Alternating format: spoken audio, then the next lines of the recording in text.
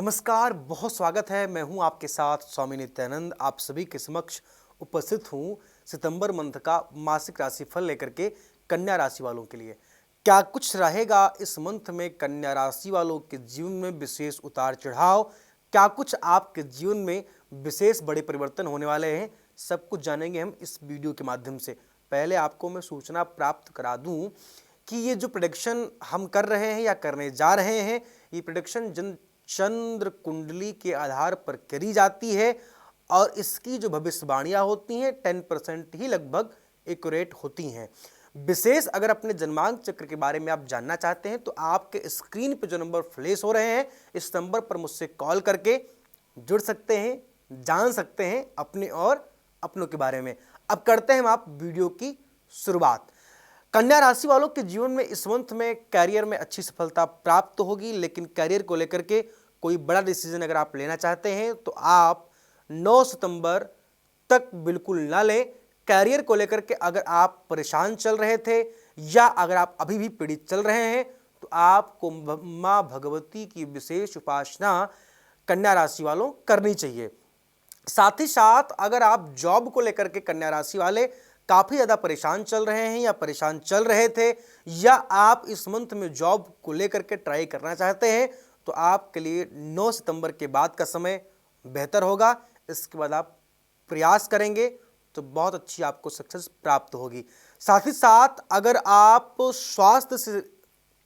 स्वास्थ्य को लेकर के चिंतित हो रहे थे तो स्वास्थ्य को लेकर के इस मंथ में आपको खुशखबरी प्राप्त होगी और आपके असाध्य रोगों से आपको मुक्ति मिलती हुई पूर्ण रूप से कन्या राशि वालों दिखाई दे रही है। साथ ही साथ अगर जो विद्यार्थियों के जीवन में काफ़ी टाइम से समस्याएं चल रही थी, पढ़ने में मन नहीं लग रहा था, इस मंथ में सितंबर मंथ में 3 सितंबर के बाद पढ़ाई में उनका मन बहुत अच्छा लगेगा कन्या राशि वालों, और पढ़ाई में मन भी लगेगा और एग्ज़ाम अगर आपका इस मंथ में होगा तो आपके अच्छे मार्क्स, अच्छे रिजल्ट आने की पूर्ण उम्मीद की जा रही है और पूर्ण उम्मीद है भी कि अच्छे मार्क्स आपके कन्या राशि वालों आएंगे। बस थोड़ा सा आपको पढ़ाई को लेकर के एकाग्रता बनाए रखनी होगी। बिजनेस में आपको इस मंथ में अच्छी, मैं कह सकता हूं कि खुशखबरी प्राप्त होती हुई नहीं दिखाई दे रही है, क्योंकि आपके इस मंथ में आपको धन व्यय से परेशान होना पड़ सकता है।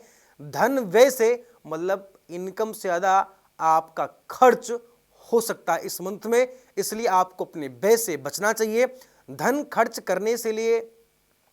खर्च करने के लिए आपको 10 बार इस मंथ में कन्या राशि वालों सोचना होगा कि मैं पैसा कहाँ लगा रहा हूँ, पैसा किसके पास लगा रहा हूँ और इस पैसे से मुझे क्या कुछ प्राप्त होने वाला है। इसके बारे में सोच करके और विचार करके आपको इस मंथ में कार्य करना होगा। प्रेम संबंधों में इस मंथ में कन्या राशि वालों को बड़ी खुशखबरी प्राप्त होगी। प्रेमी आपके ऊपर होगा मेहरबान।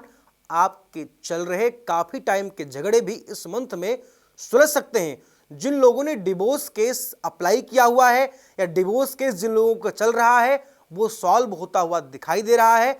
आपसी पति पत्नी के विवाद भी इस मंथ में आपके सुलझेंगे और आपका दाम्पत्य जीवन और प्रेमी प्रेमिकाओं का जीवन बहुत मधुर जाने वाला है। कन्या राशि वालों के जीवन में पारिवारिक सपोर्ट भी अच्छा प्राप्त होगा माता पिता का, लेकिन भाई और बंधुओं और मित्रों से आपको शत्रुता या मैं कह सकता हूं कि दुश्मनी करनी पड़ सकती है या दुश्मनी इस मंथ में आपकी हो सकती है।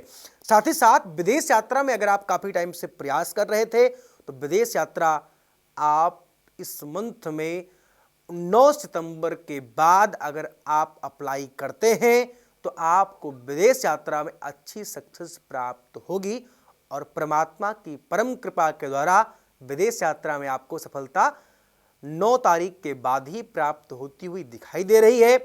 और इस मंथ में कन्या राशि वालों के जीवन में एक काम विशेष है, अगर संभव है तो आप आर्थिक तंगी को खत्म करने के लिए रामबाण उपाय है आपके लिए कि मां लक्ष्मी के चरण पकड़ें, उनको लाल पुष्प शुक्रवार के दिन चढ़ाएं, घी का दीपक जला करके ओम अंगम हरे पुलकभूषणमाश्रयन्ति भृंगांगनेव मुकुलाभरणं तमालम अंगीकृताखिल विभूतिर्पांगलीला मांगल्यदास्तु मंगल देवतायः। अगर आप इस मंत्र में कनकधारा श्री सूक्त स्तोत्र का पाठ करते हैं कन्या राशि वाले, तो आपके जीवन में धन वर्षा हो सकती है, ये आप लिख कर ले सकते हैं। लेकिन विधिवत रूप से आपको साविधि विधान इस महीने में माँ भगवती और माँ लक्ष्मी के चरणों को पकड़ करके और इस पाठ को करना होगा। मूल मंत्र है आपको इस मंत्र के लिए कि आपको अपनों से उलझने बहुत कम रखनी चाहिए, अपने ईगो से बचना चाहिए और साथ ही साथ इस मंत्र में परिवार से रिश्ता नाता मजबूत करके आपको रखना चाहिए, क्योंकि पत्थर तभी तक सलामत होता है जब तक वह अपने चट्टान से जुड़ा होता है। तो अगर आप परिवार से टूटेंगे तो आप चूर चूर हो जाएंगे, इसलिए परिवार को संजो करके रखना चाहिए। और परिवार वह पूंजी है आपकी मित्र, जो आपके जीवन में हर एक मुश्किल, हर एक कठिनाई, हर एक परेशानियों में आपके साथ कंधे से कंधा मिलाकर खड़ी रहती है।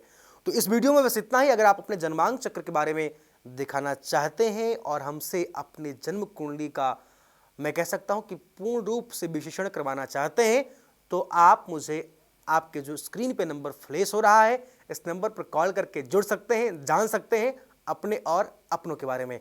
इस वीडियो में बस इतना ही। आगे फिर आपसे मिलेंगे किसी नए टॉपिक, किसी नए विषय के साथ। तब तक नमस्कार, जय सीताराम।